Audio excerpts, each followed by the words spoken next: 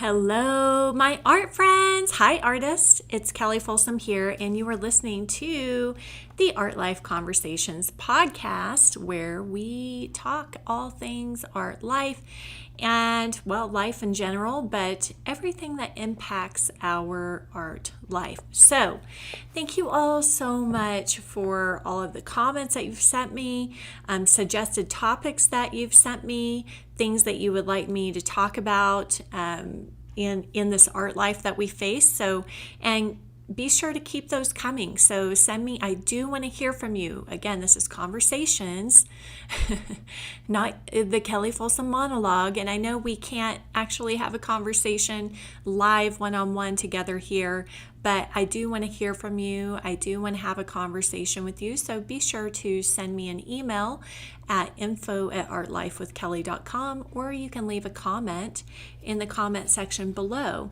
But especially if you have a suggested topic that you'd like me to talk about, or a problem that you face in your art life, be sure to email that in, because that always stimulates new ideas and new podcasts for me to cover.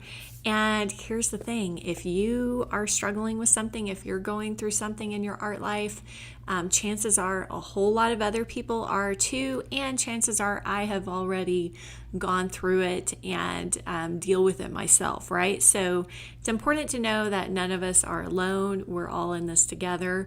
We all got each other's back, right? And we're all here to support each other. So be sure to not hide in any kind of shame, because, of course, whenever you are hiding your experience, then you just miss out on helping other people deal with that same experience, or getting the support that you need to be able to move through that experience. So today, this is episode 6, and I'm going to be talking about one of the biggest struggles that, well, probably human beings in general face, but us as artists definitely deal with this little problem, and it's called procrastination. So I just got done filming a new course for some of the artists that I mentor online, and it's a time management course. But in that course, one of the topics that I hit on lightly, but is not to be taken lightly, is procrastination, because procrastination is the biggest energy vampire that you could let into your life, and we all do it probably every day, probably every week. Some of us maybe more than others, but procrastination is just something that will definitely keep you from achieving your artistic dreams in this life and living your best life, best art life in general. And it's something that I really take seriously.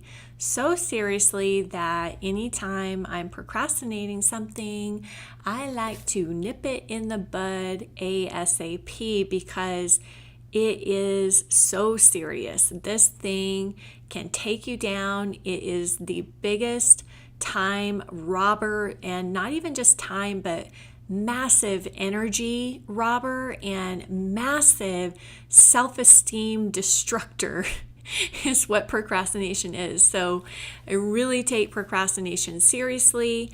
Now I will say, obviously never beat yourself up for procrastinating. Make sure you show yourself some grace. But it is really I think, a villain to be watched out for, because it will just rob you of so much: your energy, your focus, your inspiration, your motivation, your time, your self-esteem, your confidence. Because the more that you give into procrastination, the weaker and weaker and weaker we become. So I wanted to just share this quote, just because I find it so inspiring, by J.P. Morgan. The first step towards getting somewhere is to decide that you are not going to stay where you are. So why is it so important for us to beat procrastination and make sure that procrastination doesn't, rob us of all of those things I just listed? And the reason why is because we have a big dream for ourselves, right? If you don't have a big dream for yourself, for your art life, then maybe that's the first place to start, is to kind of get clear first on what it is that you really want, what it is that you really want to create, not just on the easel, but for yourself, for your art life. So if you don't know what that is, or if you don't have a desire to grow and become a bigger, better version of yourself, then I would say that's probably the first place to start. And then sometimes with procrastination, we just lose sight. We've lost some of our vision. We've lost some of our commitment to our bigger, better life that we want, our bigger, better art life. And so when we lose sight of those things, then we can start to give in to procrastination easier. So for me, procrastination, what I've noticed in myself and in other artists that I've worked with online, is that it usually comes from one of two places. It's usually, procrastination is caused because you are really afraid to do something. That's one reason, like you're just really scared to do something. The thought of following through on that is just really frightening. And more often than not, for me, it tends to fall in the number two camp. Not that I'm fearless by any means, but usually when I see procrastination showing up very visibly in my life, it's because the thing that I'm procrastinating, I just don't want to do it, frankly. It's uncomfortable, it's annoying, it's frustrating, whatever that thing is. It's just an irritating task for me to have to do, or it's so beyond maybe my current skill level, or so outside of my comfort zone, that all I want to do is avoid the frickin' thing, So, oh my gosh. And so the problem is, of course, is that once you start giving into that procrastination, the more and more that you are giving your power away, and you just get weaker and weaker and weaker. And so for me, until I correct the thing, until I do the thing that I'm procrastinating, until I actually do it, I don't get any of that energy back. And that's why, nowadays I just try to take it so seriously. I take it seriously because I just realize how much just procrastinating one thing that I don't want to freaking do just takes my power away, and I lose energy and I lose focus. I lose love. I lose joy. I mean, again, it is really like one of the biggest energy vampires I think that we can face is procrastination. So, I wanted to give you, basically the solution that I use for procrastination. And, in case that helps you, because it is so freeing and so helpful to me to do this. And again, I want to encourage you to do this when you're not in a place of severely, beating yourself up or judging yourself or anything like that. You do want to do this, with some grace, but also, be honest, get real, be honest with yourself. So much of progress and success that we make in this life is done privately. It is an internal, so much of it is an internal battle, and nobody really watches. We're all kind of going through the same shit, but nobody sees it. Nobody sees me in my studio dealing with procrastination. What a lot of people see is just, oh, there's Kelly again. She's got a new course. She's got a new painting. She's always doing something. Boy, she just must not ever, procrastinate.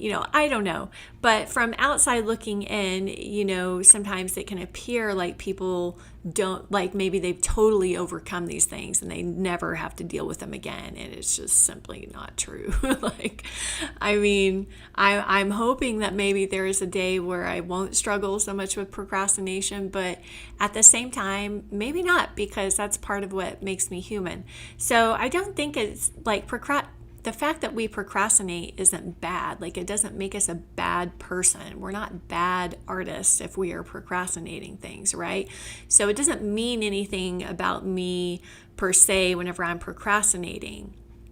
So it's not really about that. It's not about fixing the procrastination or hoping that procrastination will never be, in our lives again.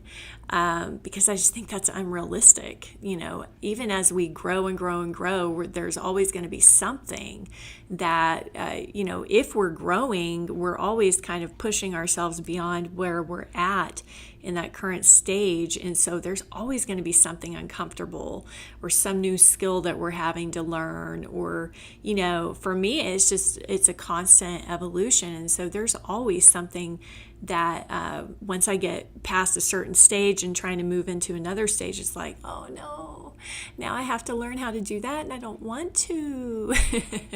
So my inner procrastinating voice always sounds like a little kid whining. I don't know about yours, but my inner procrastinating voice is always like, oh gosh, I don't want to do that. It's so annoying. It's so irritating. Really? Geez, I thought being an artist was going to be fun. Like I thought I was just going to be inspired every day and leaping through the garden, cutting flowers to paint and, butterflies swirling all around my head. And, hey, sometimes that's my days as an artist, and it is awesome. But there is also a lot of stuff that comes along that is part of it. So it's always going to be, a mix of that, a mix of these really high highs and a bowl full of cherries, rainbows, sunshine and sunflowers and daisies. And then there's also this other side, which is like, oh gosh, the sludge that you have to get through. You feel like you're literally walking through sludge to do some of these things that you have to do. So for me, that's how my inner procrastinator sounds. She's very like a whiny little kid like me whenever I was a kid, and I used to tell my mom, I don't want to clean my room, I don't want to fold my clothes, all that kind of stuff. So the technique that I use that really helps me, the reason why it helps me so much is because it allows me to see how much it costs. How much this thing that I am procrastinating cost me. And I tell you what, whenever I see how a little small task is costing me immensely in this life, I just go, we ain't got time for that, girl. Like, put on your big girl panties and go do that thing. So I'll give you a recent example in my personal life, something I was procrastinating, and maybe you can relate to this. I'd love to hear from you guys your experience with procrastinating, and if you've developed any other ways of dealing with it. Because sometimes I don't think just going, just shut up and do it, really works. So for me, the motivation to actually do something for me is like to see like how it's impacting my life in a negative way. And so that gives me a lot of motivation, like, well, no, of course I don't want that. So recently I had a thing and actually I really wasn't that conscious that I was procrastinating it until I sat down and wrote, okay, what are is there anything I'm procrastinating? And I wrote down 3 things. These 3 things I'm procrastinating. And the first thing was transferring my videos off of my computer onto my portable hard drive. And the next step of this exercise, which you would think, what's the big deal about that, right? Like, that doesn't take very long, does it? And you're right, it doesn't take very long at all to do something like that. But we all have our different things that we just hate doing, and we just, would rather not do them. So, but the next step of this exercise that's so important is asking yourself why you're procrastinating. Why am I procrastinating this? And then I, just give the answer. I'd like to journal mostly because it gets the thoughts out onto paper. But you can also just, obviously have an inner dialogue about it. But that's the next step is what are you procrastinating? Number 2, why are you procrastinating it?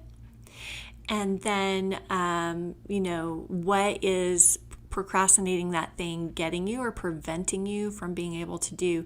And so my answer to why I was procrastinating it was, the answer of, because I freaking hate doing that. I don't like doing that. Oh, you mean I have to transfer all those files to my hard drive? I hate doing anything computer organized, anything organizing on the computer. I just hate it. I don't want to be on the computer, specifically doing that. Now, I'll go get on the computer and, do all kinds of, marketing tasks and writing my blog. I have no problem doing that. I don't procrastinate that stuff, but anyways, but like the why that came out was like, I hate doing anything organized on the computer, So then I like to ask, like, well, how long will this task take for me to complete? Literally, it would take me 60 seconds to go in there, plug in the hard drive, drag and drop those videos over so I can free up that disk space on my computer for new content, for new courses, And so what I realized was that the other two things I wrote down that I was procrastinating, I wasn't procrastinating them at all. Those were the next two tasks on the list that couldn't get done until I did that one task that I was procrastinating. So for example, like I needed to get the videos over to my video editor to get her to edit them, and so that I could upload new videos for a new video course I was creating. I couldn't do that until I freed this up. And so it was just stalling progress. And, my whole, team, all the people helping me are stalled in their progress because I wasn't doing a 60-second task. So when you see it like revealed onto paper sometimes, and then you also see, for me, it really takes me seeing like, what is this taking from me? How is this robbing me? How am I robbing myself? Because that's really what's going on. I'm really robbing myself in this situation. So once I can see that, then it's like, boom, let's go do it. Do it right now. I mean, I didn't write another thing down. I got up immediately, went to the computer, plugged it in, dragged and dropped. And, it took the computer an hour or two to get all of the data transferred. But once that was done, it was done. Then I was like, okay, time. Now I can do that other task, upload the new videos, get them on the G drive, get them to my video editor, So all three things got done and accomplished in a couple of hours, all because of a 60-second task that I had been procrastinating for about 3 days. So I lost 3 days of time, and I have to tell you, as soon as I got it done and got it completed, I got such a huge surge of energy and focus back, because now my mind wasn't dwelling on, I've been procrastinating that. I don't want to do it. I don't want to do it. So now all that mental clutter was gone. And I could move on to the next thing. I can move on to more important things, bigger and better things. And I will say with procrastination, obviously, if it's something that is really not serving you in a bigger, better way, the task that you have to do, if you can delegate it, if you can automate it, obviously, or eliminate it altogether. If it's just not something that's serving your life anymore and you don't really need to do it anymore, why are you doing it? So I think it also clues us into areas where maybe we might need some help from other people, or maybe it's something, sometimes things that we're procrastinating are just things that are not really going to get us to that bigger and better life that we want, and that's okay. So obviously there's times in those cases where it can be an indicator of a change maybe that you need to make. But most of the time, I think it's just, procrastination is just that inner little kid who doesn't want to do the thing that's frustrating, that's aggravating. And sometimes some of the things we're procrastinating are much bigger and harder than just the example I gave of just, putting some videos on a portable drive. Sometimes they are big and scary things. Sometimes they are bigger projects that are a big learning curve for us. Maybe you're trying to learn how to send out an email newsletter or get your website set up. Or learn how to, I need to get my PayPal connected to my website and stuff like that. And maybe it's stuff that is so out of your your circle of knowledge or skill that, it is really more of a scary situation. And also you're expecting it to be frustrating and time consuming and all of that. So obviously there are times like that where it's a bigger deal, and it just feels like a bigger deal, really, because anything can be broken down into bite-sized chunks. And so for those larger projects like that and things that are more scary, what I recommend doing is that you just schedule some time that week to work on it. And I don't care if it's 10 minutes, 15 minutes, 30 minutes. Like, sometimes the more we're expecting something to be incredibly difficult and frustrating, we kind of blow it up in our mind that it's going to take so much time and be so hard and, all this kind of stuff. So, and really most of the time it's really not that hard, or it doesn't maybe take as much time as our mind drama has blown it up to be. So in those cases, I recommend that you just start small, that you just start with setting aside 30 minutes that week. And this is the time I'm going to go and I'm going to log into PayPal and I'm going to research the help files, or, whatever the case, whatever the bigger task or more uncomfortable task may be. And I'm dedicating 30 minutes to that so that I know I at least took some action and stopped procrastinating it. And then, whatever I glean from that step, whatever I need to do next, I'm going to schedule the next 30 minutes that I'm going to give to that task, until you get the thing done and get it figured out. But it's really even just taking that action, even if you don't complete the task, if it's a bigger task or bigger project, even if you don't complete the project in one sitting, even if that project does take you 2 weeks, 3 weeks, a month to complete, that's not really the point. The result, the completed project, is not what's draining your energy. Like, not having it completed is not what's draining your energy. It's the fact that you're not taking any action at all and that you're procrastinating it. Okay, artists, once again, I hope that this tip, this technique that I used on, questioning my procrastination, asking why I'm procrastinating and seeing what kind of effect that's having on me. And then, of course, you have to do the thing, right? That's the third step. Go do it, get to it, hop to it, and go do it. So I hope that this has been helpful to you, and I can't wait to hear your responses, hear your experiences. So again, feel free to share with me. And until next time, I'm wishing you happy painting. Bye.